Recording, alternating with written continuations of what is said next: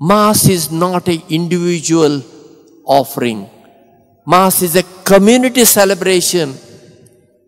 Suppose we go for a birthday party or a wedding party. Do we disperse in one that corner, one this corner, and somewhere out? Do we do that? No, no. We are together. In the company of others, we talk to each other, we are there. But when we come to church, we are spread out, scattered. Then whom are we going to give the sign of peace? To the walls.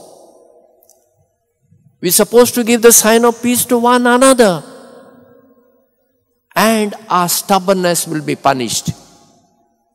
You read book of Leviticus, chapter 26, verses 14 to 33.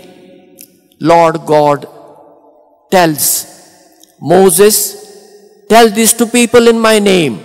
If they don't obey my commandments and my ordinances, which I have given you, they will be punished.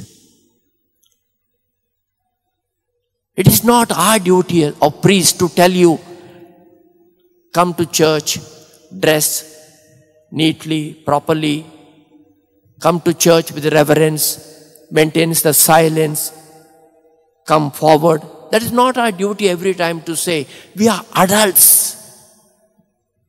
Once we realize that we come to church, especially to take part in the Eucharist, we are one family.